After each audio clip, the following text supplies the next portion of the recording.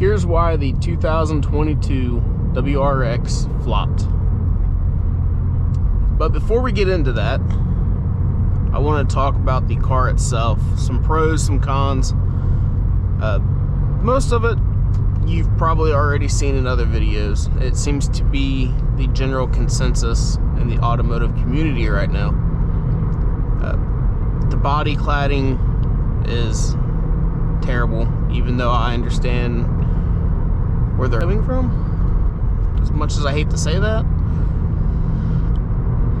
The rear end is horrible. The front end of the vehicle, I actually think that it might grow on me over time.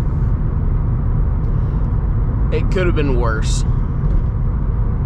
I think with a little bit of aftermarket help, or even just some tinting on the sides of the headlight, would do wonders for the front end of the car.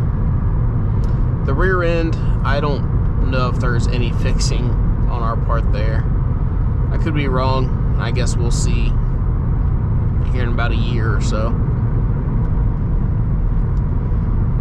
Moving on to the interior of the vehicle, I think they made good improvements there for the most part. Hopefully all of the creaks and rattles will be taken care of. It's 2021, there should not be creaks and rattles anymore. Only thing I'm not a huge fan of is having the integrated 11.6 inch, I believe it is, 11.6 inch, 11.7 inch integrated infotainment center.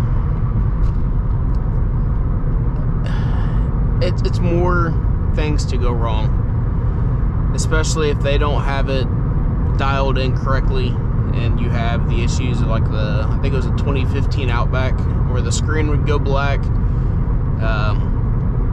couldn't use your backup camera. Well, now that it's all integrated, if you try to use your reverse camera, use your heated seats, or turn your AC or heat on, if they don't have it dialed in, you're not going to have access to any of those, let alone your drive modes that they're so proud of in the new GT trim, which we will get into. I'm a little disappointed that they don't have cooled seats. I feel like they missed the mark there.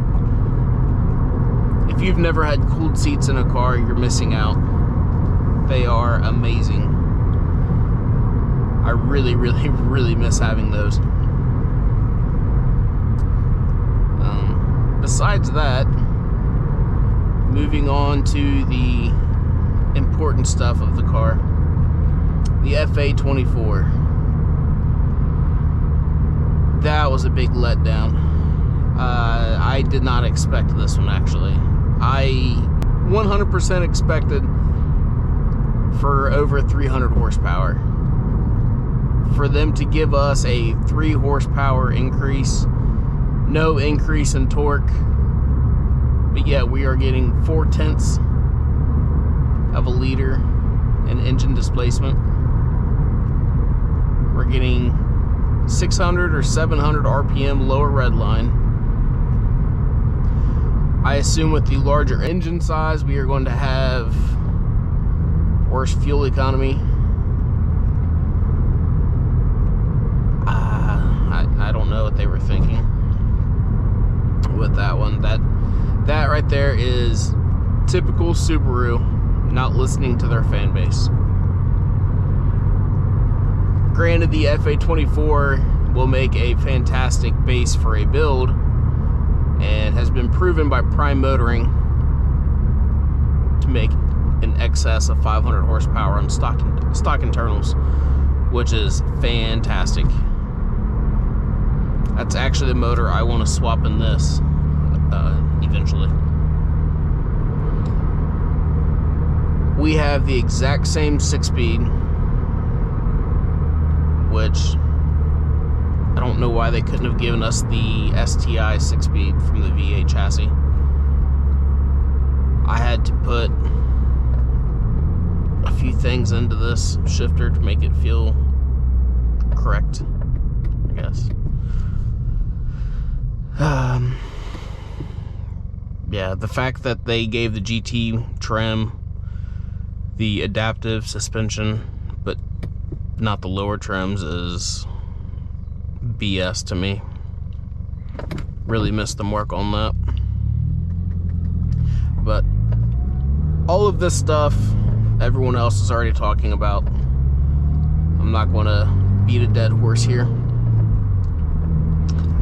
The GT trim is like a slap in the face, and I think that is Subaru's way of trying to get us used to having automatic I'm not even going to say automatic, a CVT. It's fake shifts. They're not even real shifts.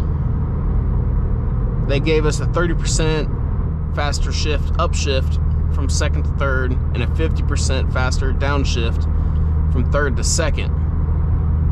But they're manufactured shifts. They're not real shifts. A CVT doesn't shift. That one irks me. And the fact that you can't even get the Recaros or the drive modes or any of the options that an enthusiast would want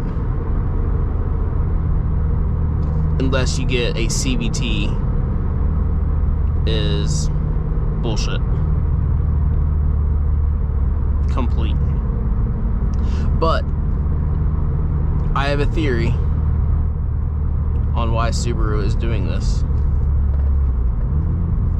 My theory is that they butchered the WRX on purpose, and they are pushing the GT trim and the WRX as a whole to a wider market to compete with Toyota and Honda. And the new STI will have the Recaros, the adaptive suspension, everything that the GT model has in a more performance-oriented vehicle in order to drive sales to the STI. They know we're not going to buy the GT trim. They know this. So I'm hoping, I'm being optimistic here, that they're doing that in order to force our hand into not buying the GT or the WRX and holding out for the STI. I think they know that I'm going to edit that out. I think they know that they screwed up on this, but maybe it was intentional. Give them benefit of the doubt. But I'm going to stop in the store real quick, and I will finish this video in a moment. And we're back. Hopefully this last bit turns out alright. It's getting dark, and with my tinted windshield and tinted windows, it's a little dark in here. Which I guess we could try to do... No. But as I was saying, I think the GT trim, they know nobody's gonna buy. Not the WRX and STI loyalists, at least. I think they know this. So when the new STI is revealed, I think the new STI will have maybe 350 horsepower. But I think it'll have the adaptive shocks, the drive modes, and all of the fun stuff that we want, but we're not getting this time around.